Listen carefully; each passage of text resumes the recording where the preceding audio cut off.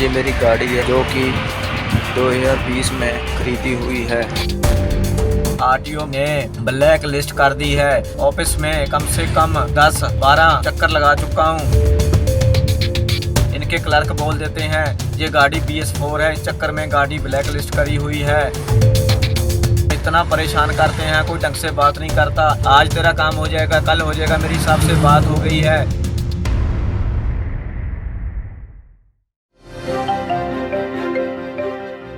पंजाब के अनंतपुर साहब के रहने वाले हैं विजय कुमार।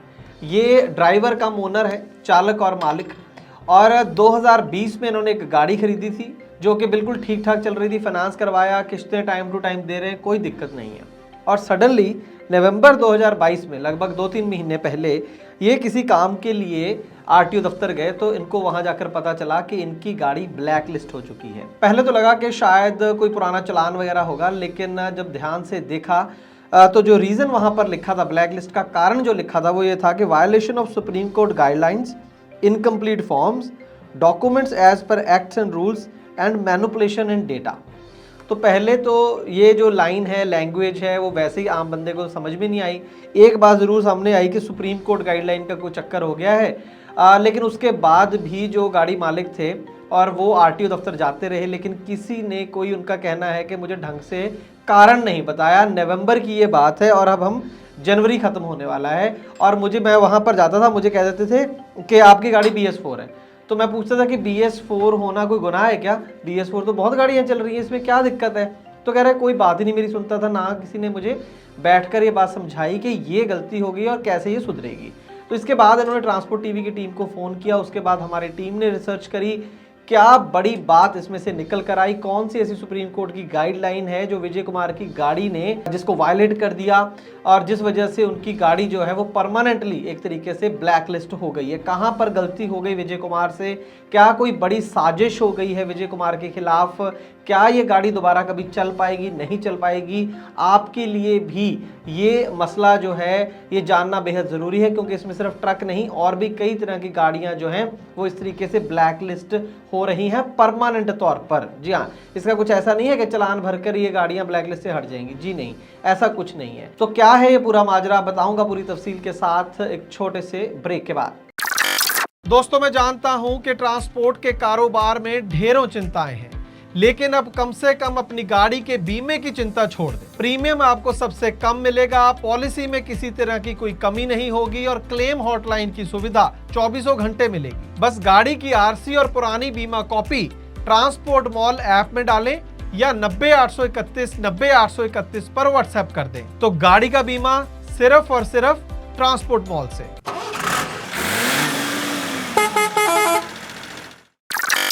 ट्रांसपोर्ट टीवी पर आपका स्वागत है। मैं हूं मनिंदर सिंह और आप देख रहे हैं ग्राउंड रिपोर्ट। तो दोस्तों, जब विजय कुमार ने अपनी ये पूरी कहानी हमारी टीम को सुनाई तो उसके बाद हमने कुछ सवाल जवाब उनसे किए। तो जो समझ में आया, जो पता चला, वो पहले ये था कि ये गाड़ी है अशोक लेलैंड की पार्टनर 4TR BS4 गाड़ी है और 2018 मॉडल। याद रखिएगा, सारा पेज इसी डेट में है, इसी मैन्युफैक्चरिंग के साल में है।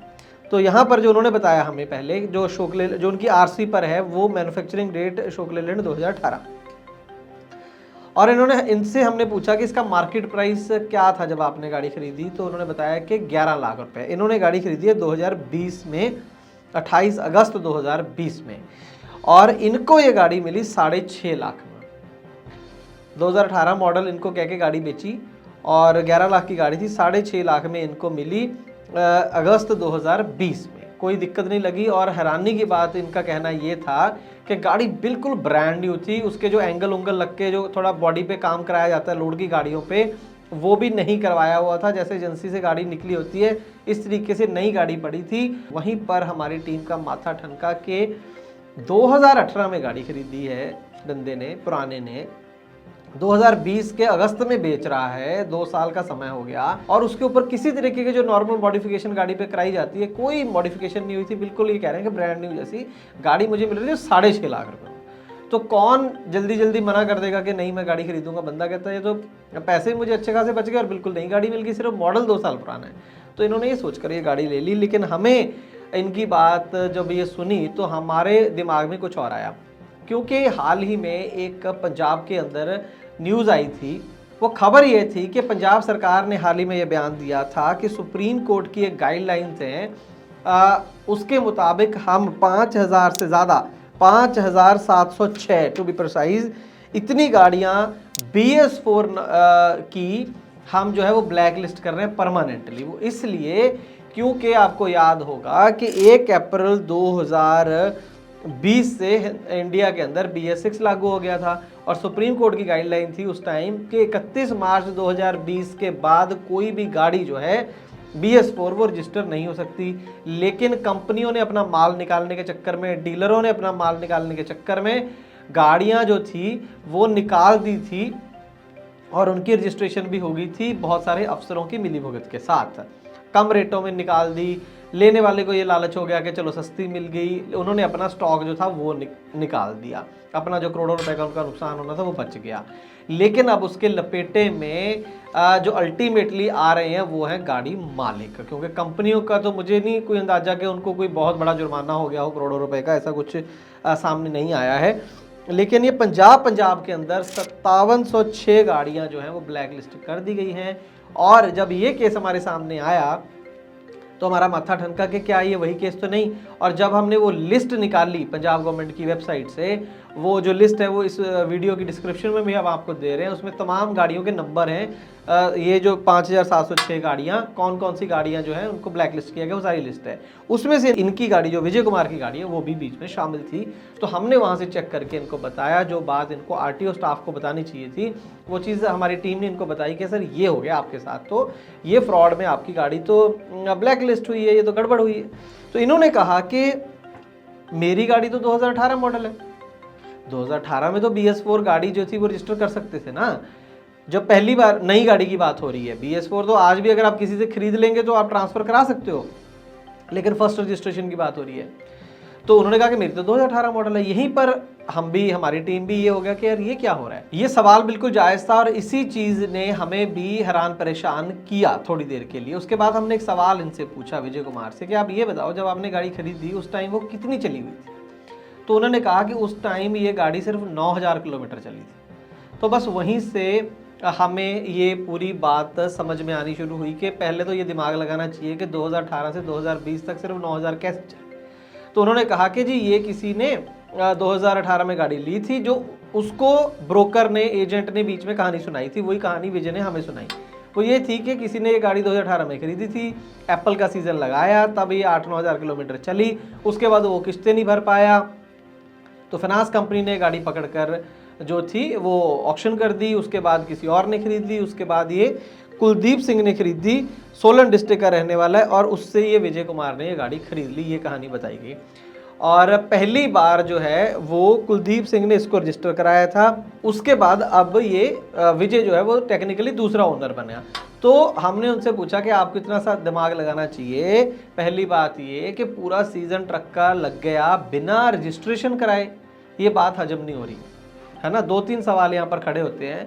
पूरा सीज़न लग गया गाड़ी का और रजिस्ट्री नहीं हुई। दूसरी बात, गाड़ी फाइनेंस हो गई बिना रजिस्ट्रेशन नंबर के। मैंने तो कभी नहीं सुना कि इतनी देर तक, मतलब 2 साल तक, ऑलमोस्ट साल 1.5 साल तक गाड़ी का नंबर ही नहीं लगा और गाड़ी फाइनेंस हो गई।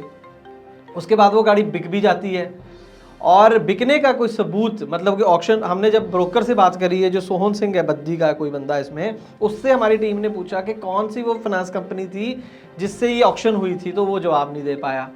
दोस्तों आप भी स्मार्ट बनिए, गाड़ी का बीमा सिर्फ और सिर्फ ट्रांसपोर्ट मॉल से। तो क्या ये पूरी जो कहानी है पीछे की कि सेब का सीजन लगा, ये था वो था, और गाड़ी 2 साल तक रजिस्टर ही नहीं हुई, और 2020 में जाके कुलदीप सिंह ने रजिस्ट्रेशन करा ली, और वो कराई है अप्रैल के अंदर। इसके बाद सोहन लाल से दोबारा भी हमारी टीम ने बार बार उसको फ़ोन किए कई सवाल पूछने के लिए, यही सारी चीज़ें जो मैंने आपके सामने बोली हैं। हमने ये भी कहा कि कुलदीप सिंह का नंबर दो, जो ओरिजिनल इसका आप कह रहे हो जिससे इसने गाड़ी खरीदी है, मतलब ये जब गाड़ी विजय ने खरीदी तो कुलदीप सिंह के नाम थी, तो उसका ओनर कुलदीप सिंह का नंबर क्या है, वो क्या करता है, उसने गाड़ी कैसे खरीदी, हम पूछना चाहते थे। लेकिन उसके बाद सोहन सिंह ने फ़ोन ही नहीं उठाया। अब यहाँ पर शक दिमाग में, सवाल यहाँ पर ये खड़ा होता है कि क्या ये पूरा का पूरा एक स्कैम था? क्या ये गाड़ी 2018 मैन्युफैक्चर है ही नहीं?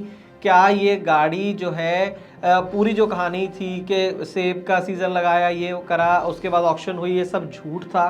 क्या ये गाड़ी तभी खरीदी गई फरवरी मार्च 2020 के आसपास ही ये गाड़ियाँ बिकी हैं ज़्यादातर एक्चुअली, या मार्च के बिल्कुल आखिरी के दिनों में ये बिकी हैं, और उसके बाद थोड़ा बहुत इसका नंबर रादर मतलब जो 8-9 हज़ार किलोमीटर दिखा दिया कि इतनी गाड़ी चली हुई है और कम रेट में बेच दी? क्या ये पूरा स्कैम था? क्या कुलदीप सिंह, सोहन सिंह सारे इसके अंदर मिले हुए थे? क्या डीलर सारे मिलकर ये काम हुआ और उसके अंदर विजय कुमार जो है इसने गाड़ी सस्ते के चक्कर में खरीद ली? 9,000 किलोमीटर चली हुई है और बिल्कुल नई गाड़ी है, इस चक्कर में सस्ती मिल रही है 6.5 लाख में। तो क्या ये लालच में फंसकर ये सारा काम हो गया? क्योंकि शुरू में मैं सच्ची बताऊं तो हमें विजय के ऊपर भी शक हुआ कि क्या इनको जानबूझकर इन्होंने सब कुछ ये कर लिया, क्या इनको पता था? लेकिन जो अभी तक जानकारी मिल रही है वो इनको लगता है कि नहीं पता था, ये सिर्फ सस्ते में मिल रही है गाड़ी और बिल्कुल ब्रांड न्यू मिल रही है, इस चक्कर में इन्होंने गाड़ी ले ली।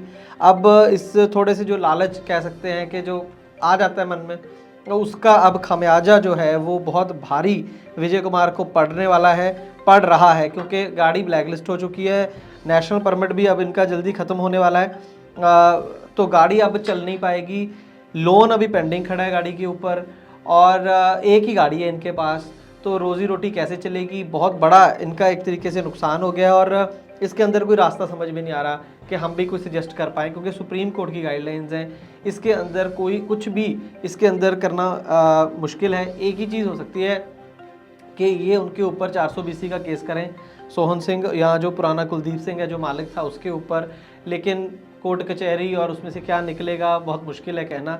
लेकिन ये बहुत ही एक बड़ा फ्रॉड विजय कुमार के साथ होता हुआ नज़र आ रहा है। अगर सोहन सिंह जो ब्रोकर है और पुराना ओनर कुलदीप सिंह अगर वो सही हैं, माफ़ कीजिए मैं सोहन सिंह पूरी उसमें वीडियो में बोल रहा हूँ, नाम उनका सोहन लाल है, ये जो ब्रोकर है बीच में, तो ये सोहन लाल और कुलदीप सिंह जो हैं, अगर ये साबित कर दें कि ये गाड़ी सच में 2018 की है और ये सच में इस तरीके से चली थी, और उसके बाद जो है वो ऑक्शन वगैरह हुई, उसका कोई प्रूफ दे दें, शायद उसके बाद आरटीओ के सामने ये चीज़ रख के या बाद में कोर्ट के सामने ये बात रखी जा सकती है कि ये गलती से ये नंबर बीच में आ गया है, तो अब कुछ हो सकता है। लेकिन मेरा जो तजुर्बा ये कहता है कि ऐसा कुछ नहीं होने वाला, ऐसा लग रहा है कि ये सीधा सीधा केस जो है वो फ्रॉड का है। ये मेरी गाड़ी है जो कि 2020 में मैंने सोहनलाल से ख़रीदी हुई है।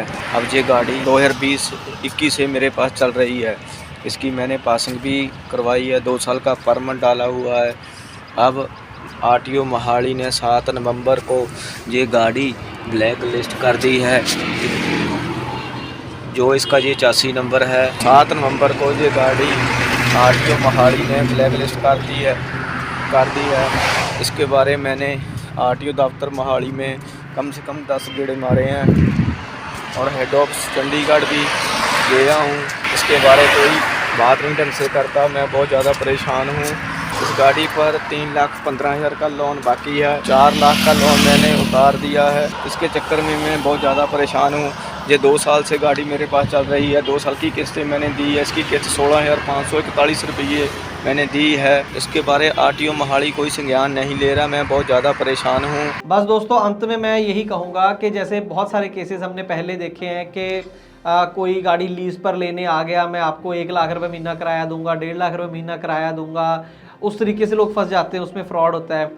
और उसी तरीके से यहाँ पर हो गया कि 11 लाख की गाड़ी है, 9,000 किलोमीटर चली है, 6.5 लाख में मिल रही है। आप कभी भी किसी भी बिजनेस में या नॉर्मल लाइफ में जब भी आपको कोई ऐसी डील देता है, आपको फ़ोन आते हैं, रुपए दुगने हो जाएंगे, 4 गुना हो जाएंगे, तो आपको उसी समय समझ आना चाहिए कि अगर मुझे इतना ज़्यादा कोई मुनाफा दिखा रहा है इतनी जल्दी, इतनी कम समय में, ज़रूर कोई ना कोई गड़बड़ है। वैसे तो हर जो ट्रांजैक्शन हम करते हैं, गाड़ी खरीदते हैं, बेचते हैं, बहुत समझदारी से करनी चाहिए, लेकिन जब ऐसा कोई लालच हो, ऐसी आपको लग रहा है कि ऐसी डील तो यार मिल ही नहीं सकती, मेरी किस्मत बहुत अच्छी है, जब भी आपको लगे कि मेरी किस्मत बहुत अच्छी है, ये कैसे हो सकता है, तब फिर आपको 4 गुना ज़्यादा चौकन्ना होकर वो डील करनी चाहिए, बहुत ज़्यादा डर कर वो डील करनी चाहिए। यही गलती यहाँ पर विजय कुमार से हो गई कि इन्होंने उस समय इतना ध्यान नहीं दिया, इतनी जानकारी इनको नहीं थी। मैं उम्मीद करता हूँ कि जानकारी कम से कम आप लोगों के लिए लाभकारी साबित होगी। ट्रांसपोर्ट टीवी का काम अगर अच्छा लगता है तो चैनल को दोस्तों सब्सक्राइब कीजिए और वीडियोज़ को कृपया ज़्यादा से ज़्यादा शेयर करें। ट्रांसपोर्ट टीवी देखने के लिए बहुत बहुत शुक्रिया। ट्रक हो या बस, टैक्सी हो या ऑटो, छोटा हाथी हो या पिकअप, इन सब का बीमा सिर्फ और सिर्फ ट्रांसपोर्ट मॉल से। बस गाड़ी की आरसी और पुरानी बीमा कॉपी ट्रांसपोर्ट मॉल ऐप में डालें या 90 831 90 831 पर व्हाट्सएप कर दें, तो गाड़ी का बीमा सिर्फ और सिर्फ ट्रांसपोर्ट मॉल से।